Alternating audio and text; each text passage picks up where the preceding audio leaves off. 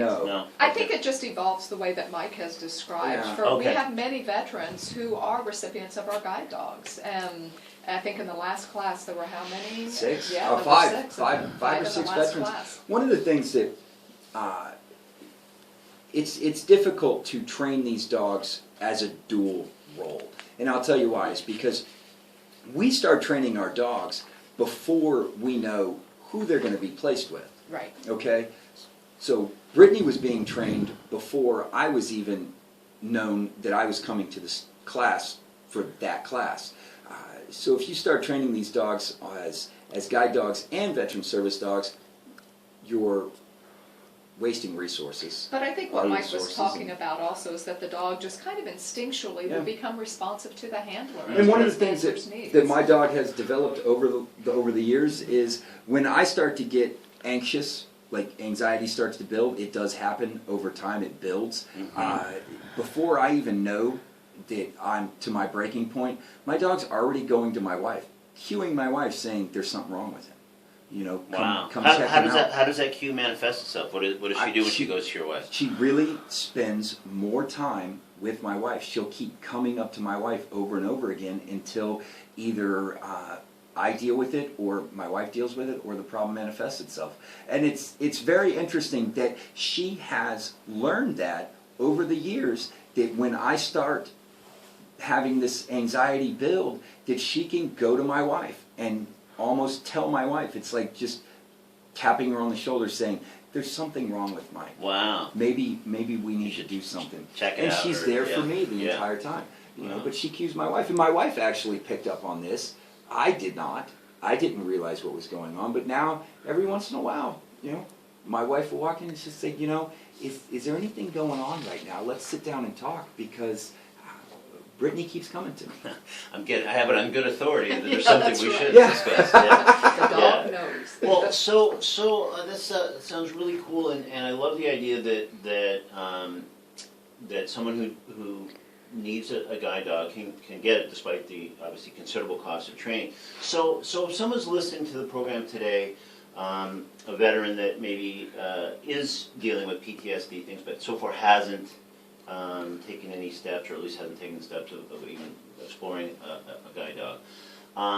If they came to you today, this afternoon, and said, hey, I heard all about this, and how would that work? I mean, how are the actual finances handled? Just because I'm curious, it seems like I've heard a lot, again, doing various programs like this over the year, that sometimes insurance companies, if they need to be involved, bulk, like, you know, if you're visually impaired, okay, that's clear cut. But PTSD, sometimes depending on, you know, the diagnosis, they may or may not pay on a certain claim or the certain cost of having some assistance. But are you saying that through Southeastern that's never an issue, because we have no charge. Once this hypothetical guy that I'm talking about calls up this afternoon and says, hey, I think I might need a dog, I've really been struggling with PTSD, and whatever happens after that, eventually if they are paired with a dog, they're not reaching in their pocket for anything. We will never charge any one of our students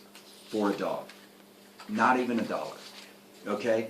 Now, you have to understand that there are costs that go along with that dog once you bring them home. Dogs have to eat, there's food costs, there's veterinary costs, things like that. Right, okay, the basic, you know. The basic, Yeah. the same cost, the exact same cost that you would have if you had a house pet, you know, but we're not going to ask you for $1. We're not going to say, you know, to get one of our dogs, you have to give us X amount of dollars. We don't do that. That's not what we want to do in our community. We're here to help our community. That's what we want to do. Yeah.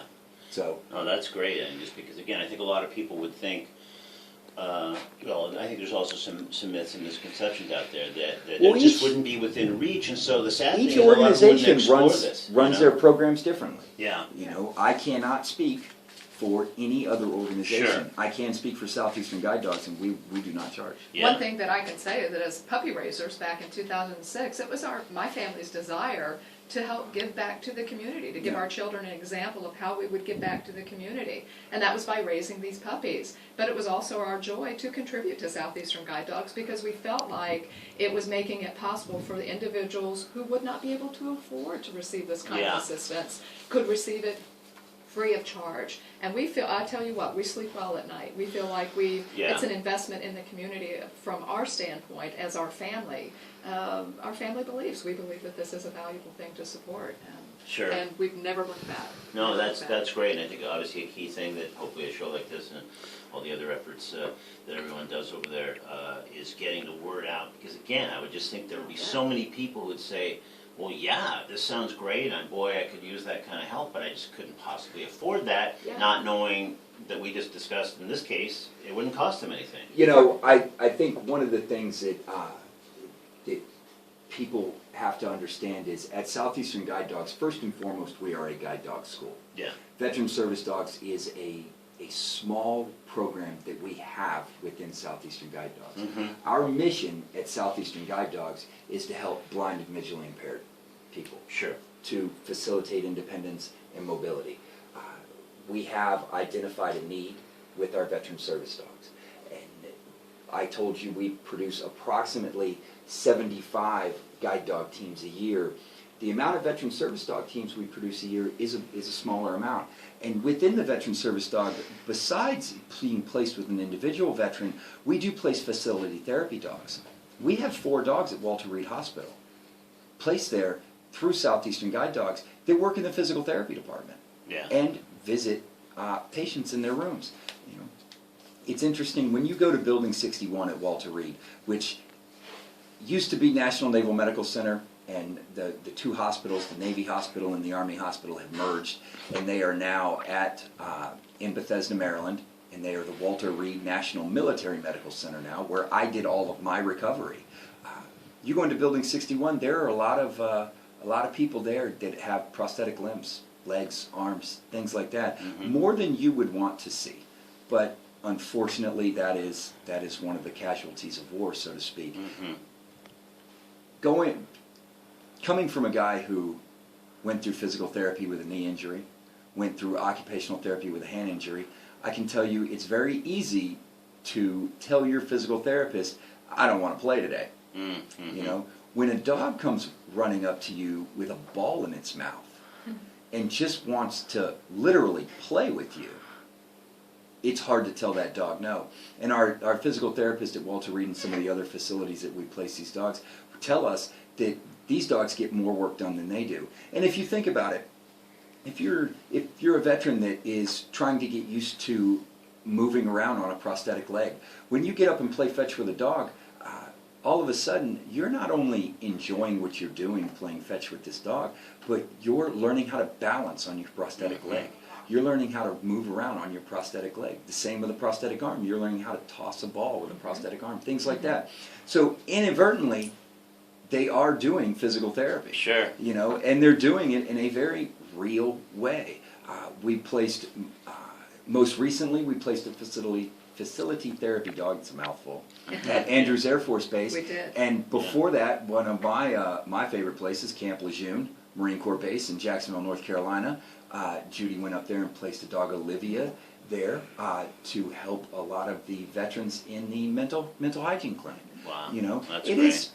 It's a program that is a very small program at Southeastern Guide Dogs, and we are trying to help as many people as we can, but we can only do so much. Our main goal at Southeastern is guide dogs. Sure.